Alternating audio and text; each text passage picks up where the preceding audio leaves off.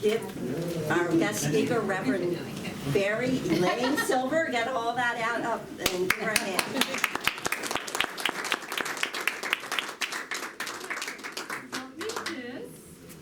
Is this over?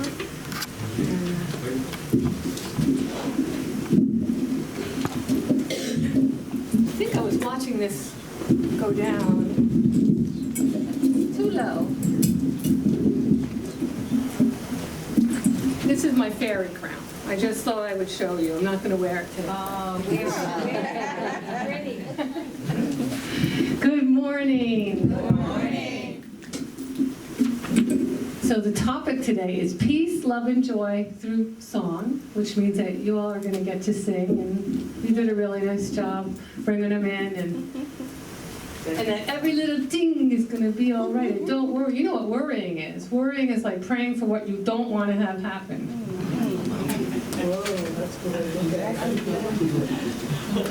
And even when parents worry about their kids, you know, well, you can have concern, but when you start to fantasize about what's you don't want to do that, because then you'll attract that. So this song is called Soul to Soul. So your part goes like this. Soul to soul. Can we try that? Soul to soul. And one more for me. Soul to soul. There's a perfect flow of love that unites the world. There's a perfect flow of joy that invites the world, and there's a perfect flow of peace. I now behold soul to soul. There's perfection in the oneness that I feel. There's reflection in the process as I heal, and there's a perfect flow of love. I now behold soul to God. Soul to soul, heart to heart, mind to mind. Soul to soul, heart to heart, peace is mine. And there's a perfect flow of love that resides in me. There's a perfect flow of joy that is guiding me. And there's a perfect flow of peace. I now behold soul to soul. And again, soul to soul. Big voices. Soul to harmony too, yeah. Soul to soul. Soul to soul. Soul to soul. Good job, everybody. Peace, love, and joy. So what I'm going to do is I'm going to start with the idea of peace. And when I moved down to Florida, I was invited to actually open for Marianne Williamson. People here know who that is? Yeah. Before she got too political, she was starting to get political. And about a week or two before the concert in St. Petersburg, I saw the half-a-page ad in Natural Awakenings magazine, and she was calling her talk The Art of Peace. And there was a beautiful quotation at the bottom of the ad that went like this. Our spiritual victory lies in rising above the mental forces of fear and limitation.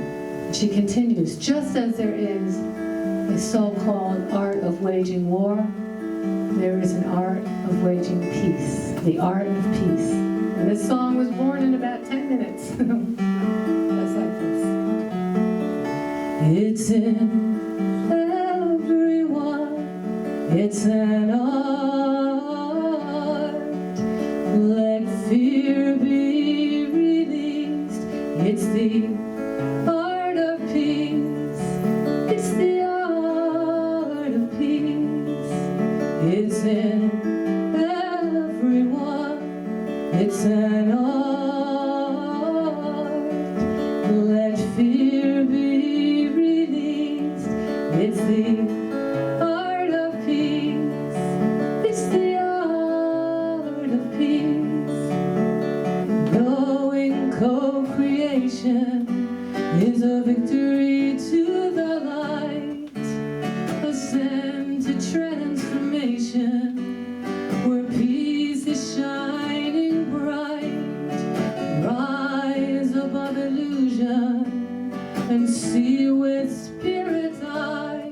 replace fear and confusion, and your heart will be energized.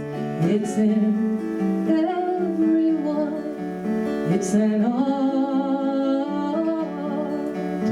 Let fear be released. It's the art of peace. It's the art of peace.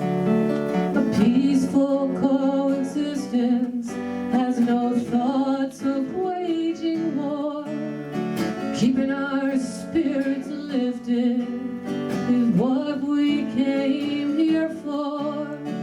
Rise above illusion and see with spirit's eyes.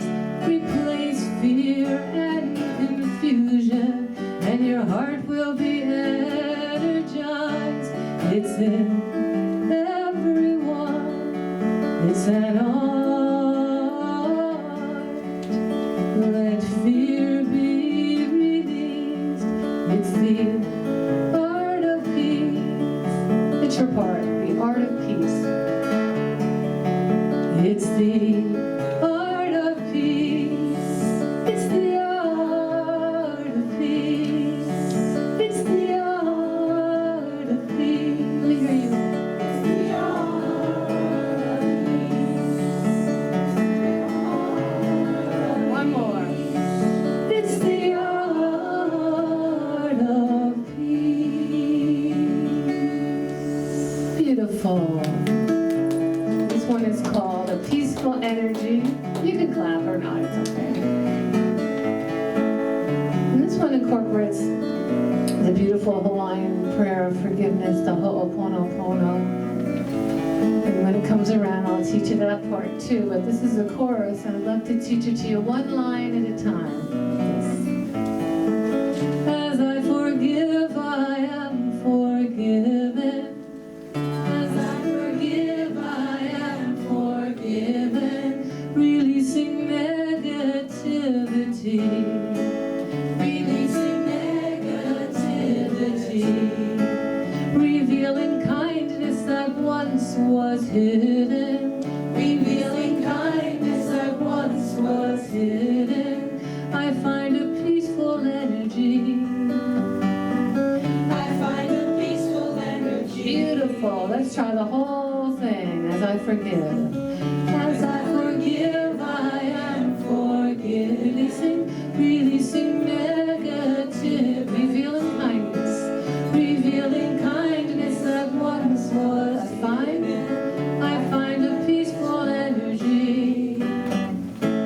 I open up to the angels' blessings. I know the end is coming soon. Keep hope alive as I'm transcending. I'll be reborn by next full moon. I'll be reborn by next full moon. As I forgive, as I forgive, I am for releasing negativity, revealing kindness that once was hidden. I find a peaceful energy. I love you and I am so sorry. Forgive me if you please.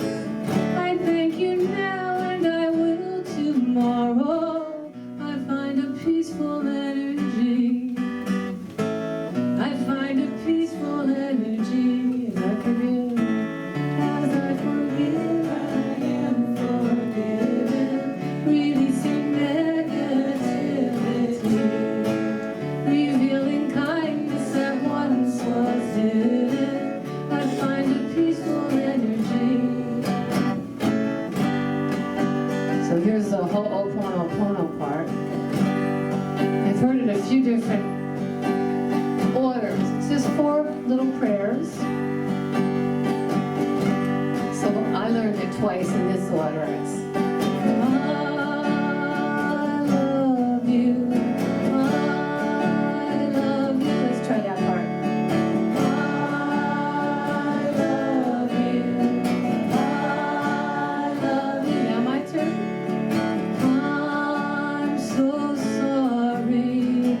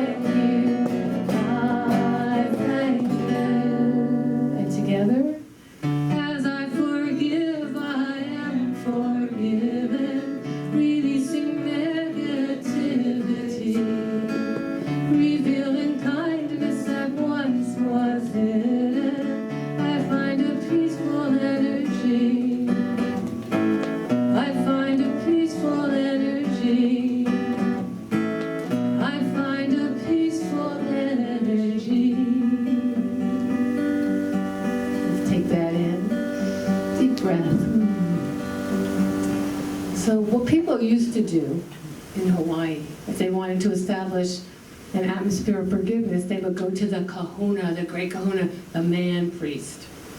And he would do prayers for them. Well, in the 70s, a woman named Morna Simeona, she knew that each one of us has our own connection to Source. And she brought the Ho'oponopono prayer out to the public, and she began traveling around all over the country and teaching the Ho'oponopono. And she had a star pupil, excuse me, named Dr. Hugh Len. And this prayer actually cured his daughter of a very serious skin condition that she'd had for 10 years. They tried everything that they could imagine to do, all kinds of doctors, and this prayer healed it. So I think that Dr. Hugh Len was just so connected to Source. And in 1983, he got a job at the Hawaii State Hospital for the Criminally Insane. Now, this is the type of place where you don't want to be around these people too much. And there was a very high turnover of employees there, as well as a lot of violence among the patients/inmates. So in 1983, Dr. Hugh Len got a job there, and within 3 years they had to close the hospital. What he did was he just went in his office. He never saw a patient, he never had interviews, he never actually treated anybody. He just went in his office and did this prayer.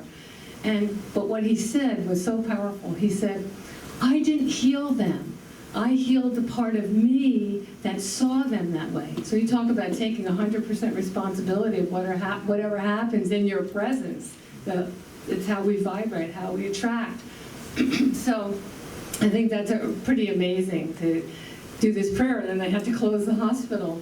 And I have a cute story. I did this program up in Boonton, New Jersey, at a little Unity Church, and there's a man named Michael Johnston that I knew from Reverend Frankie's church in Morristown in North Jersey. And he says to me, oh, I got a Ho'opono story. He said, Ho'opono? Okay, what is it? He says, well, I was driving on the thruway, and I was being one of those kind of drivers, and there was another one of those kind of drivers, and then I get off the highway, he gets off the highway, we stop at a light, he gets out of his car and he comes up to me and he's going,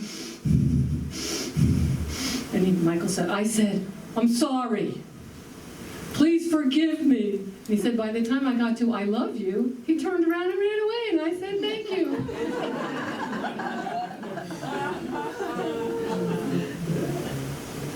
So yes, we can establish an atmosphere of peace with the Ho'opono. You know, it's like you think, oh, somebody owes you an apology. You know, when somebody owes you an apology, maybe I'll forgive him or her. Well, that's the time to do the prayer. It's a time where we ask them for forgiveness, but really, I think the secret to that is you don't necessarily have to say it to the person's face. You just say it. You know, and it establishes it. And I've had a lot of wonderful miracles happen in my own family with that. Just having that intention of, you know, being apologetic just for the way I see. You know, in religious science, we say it doesn't happen to you; it happens through you. So that's when we're attracting that in some way. So that's the peace section of the program. We're going to move on to the love section of the program. And I just recently wrote this song. I was having a very dark time last winter. And you know, when I'm really happy, I don't have time to write songs. I'm running around, I'm doing this, I'm socializing. And it seems to me that when I get into these dark nights, and it's normal, you know, it's not, maybe there's some people that never have dark nights at the soul. It's like breathing, you know. We inhale, we exhale. We cannot continually expand. We have to exhale sometimes. And when we get to the exhale part, maybe it doesn't always feel as outwardly as good, but there's always gifts. And so for me, a lot of times the gifts are, okay, I'm feeling this, but you know, through all my studies, I know this, I know the truth. So I start to hear things, you know, I get quiet because there's nothing else going on. I'm just alone, and I'm start to hear things in rhyme. I journal, I write down, and then often I come out with a song which is uplifting to me, because in my experience, nothing feels better than to be in that place of co-creating with spirit, having that energy and those ideas come through. Thought is creative. And so I had a little issue with someone, and this is what came out. It's called It's About Love. There's a part for you. If you want to join in on any of these songs, if you feel like you can, please feel free. It's about love. It's about freedom. It's about joy for you and me some. It's about peace and cooperation as I release into transformation. It's about love. It's about joy. It's about peace for every girl and boy. It's about love. It's about freedom. It's about joy for you and me some. It's about love. It's about joy. It's about peace for every girl and boy, woman and man. It's about love. It's about freedom. It's about joy for you and me some. Now your part is like this. It's about love. It's about love. You just sing that part, please. It's about love. Keep it going. It's about love again. It's about love. Beautiful love. It's about love. Unconditional love. It's about love. It's about love. It's about love, love, love. It's about love. It's about love. It's about love. It's about love. It's about love. It's about love. Unconditional love. Beautiful. Give yourselves a hand.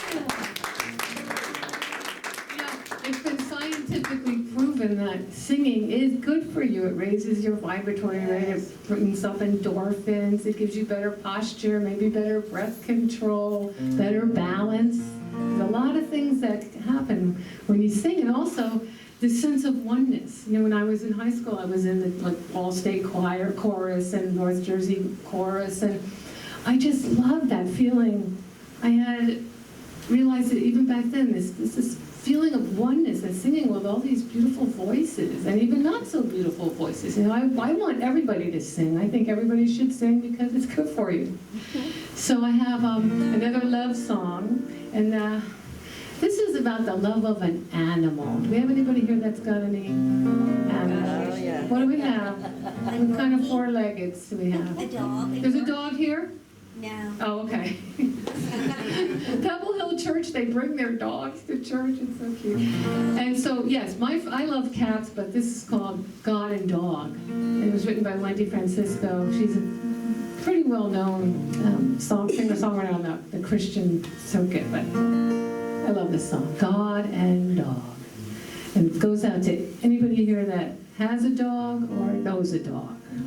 I look up and I see God. I look down and see my dog. Simple spelling, G-O-D. Same word backwards, D-O-G. They would stay with me all day. I'm the one who walks away. Both of them just wait for me and dance at my return with glee. Both love me no matter what, divine God and canine mutt. I take it hard each each time I fail, God forgives, dog wags his tail. God showed up and made the dog. Dog reflects a part of God. I've seen love from both sides now. It's everywhere. Amen. Bow wow.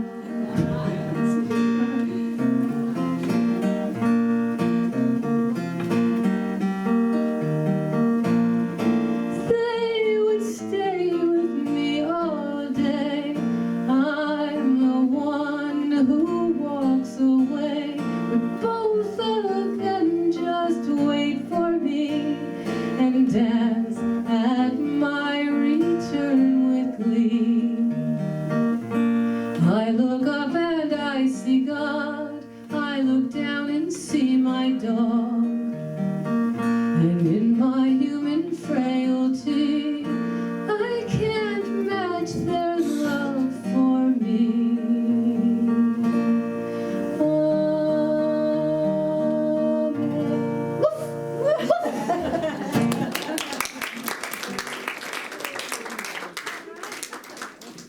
Okay, that was the love section of the program. Now we're going to move on to the joy section. And I have this song that is called I Understand. And this was this poem written by this guy named Jay Woods. He's a Unity guy. He's been in the 12 steps forever, for many, many years. And he lives out in Kansas. And he's, a guy in his 70s. He's great. He doesn't take anything personally. He can joke around with him. It's lots of fun. I know that this is like the recovery mecca of, what county are we in? Camden County? Right. So we're here. So I'm going to send this one out to Jay Woods. And so I got an email through Facebook from this guy a few years ago. And he said that he wrote this poem. And the way he tells the story, I've heard him tell it, because I'm not a poet, but God woke me up in the middle of the night and told me to write down this poem. And that's what he did. And he took it to his minister at Unity in Overland Park in Kansas. And she said, do something with it. And he had a lot of experience as a traveling salesman and doing marketing. So he and his wife made these wonderful bookmarks. I have some here with this poem. And as a result of the bookmarks and getting it out to, might be even at some Science of Mind centers as well. But the poem made it into the Daily Word magazine, which is one of the Unity's magazines, and it got translated into 7 languages, and it went to like 150 different countries around the world. And so that was a while. It's like from 1999 to maybe 2010 or something. And then he got all fired up, and he thought he'd like to have somebody put music to the poem. And he found me through Facebook.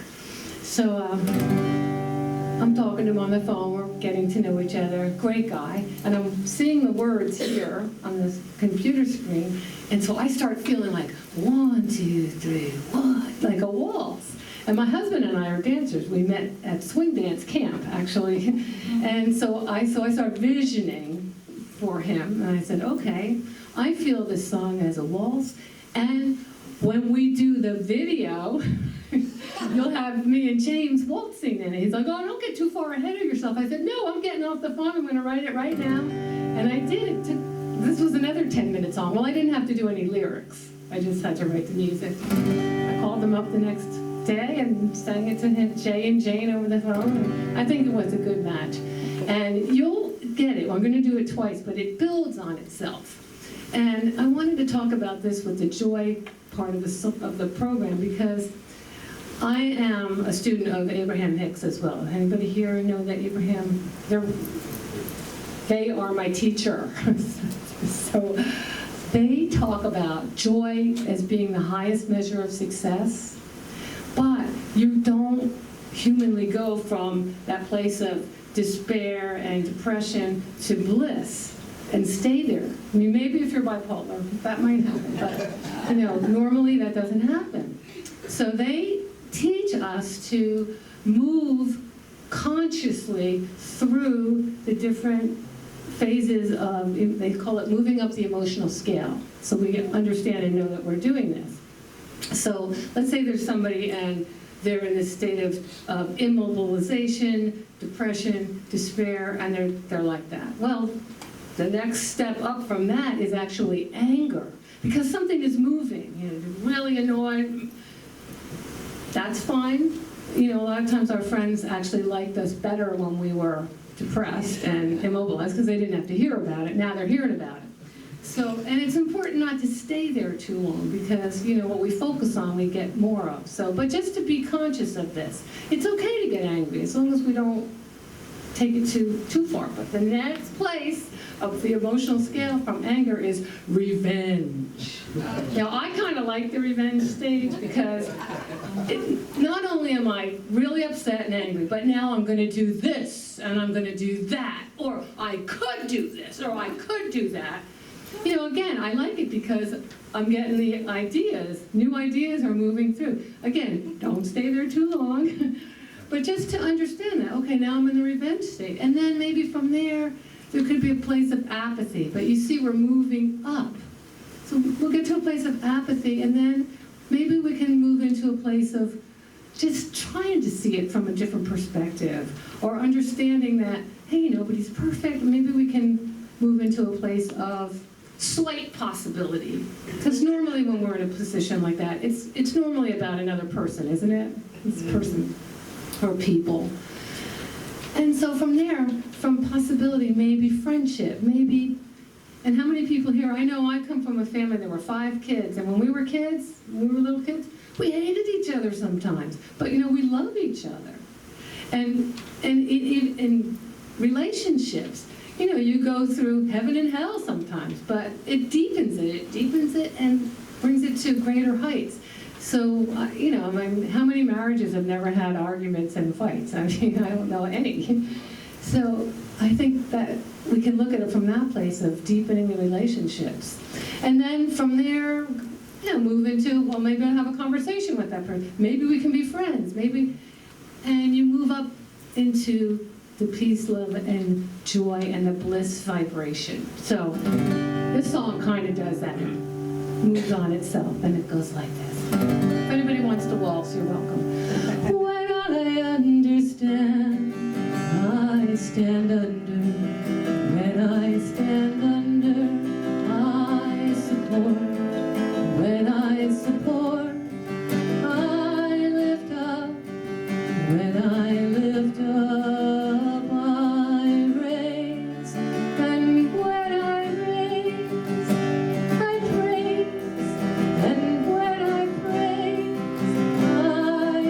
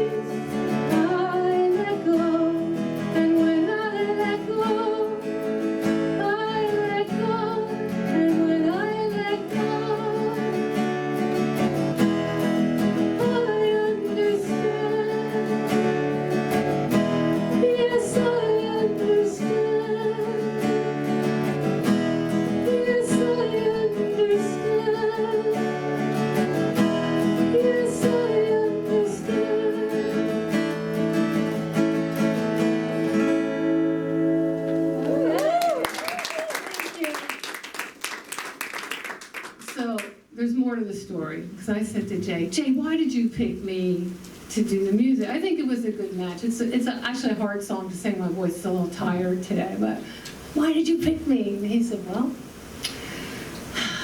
he told me that when he was a little boy, his mom was a millinery, which means that she made hats. And for many years, he was a traveling salesman selling ladies' handbags and hats. And my picture those days, I had a red hat. I was wearing my red hat. And he was drawn in by the red hat. And the reason I was wearing the red hat was because I came up with an idea about 11 years ago, 10 years ago, that I wanted to write a song in honor of the women of the Red Hat Society. You know those ladies? Yeah. What's their job? To have fun. They go for the joy, they go for the gusto, and they don't care what anybody thinks. You know, it came from, it was a poem written, I think, in the 20s by a woman named Jenny Johnson, and I'm totally paraphrasing here. When I am an old woman, and an old woman meant 50, right, in those days. When I'm an old woman, I'm going to wear a purple dress and a red hat and not care what anybody thinks. It's a total, you know, that's not how the poem went, but paraphrasing it. But that's a spiritual principle. You've heard, what you think of me is none of my business? Yeah. So I wrote the song called She's a Red Hot Red Hat Mama. The teacher, the chorus goes, she's a red hot mama, taking trips to the Bahamas, lounging in her pajamas, not doing what she don't want. Try with me. She's a red hot mama, taking trips to the Bahamas, lounging in her pajamas, not doing what she don't wanna. Just what does this red hot mama do all week? Anyway, she goes to church on Sunday, drives fast cars on Monday. She's a social fashion plate, can't be late for Tuesday's date. Wednesday, she takes time to celebrate, 'cause she's a red hot mama, taking trips to the Bahamas, lounging in her pajamas, not doing what she don't wanna. What about the rest of the week? Thursday she meets up with the girls, decked out in purple, their red hats and pearls. When Friday rolls around, she's dancing at the underground. Saturday, she does anything she wants, 'cause she's a red hot mama, taking trips to the Bahamas, lounging in her pajamas, not doing what she don't wanna.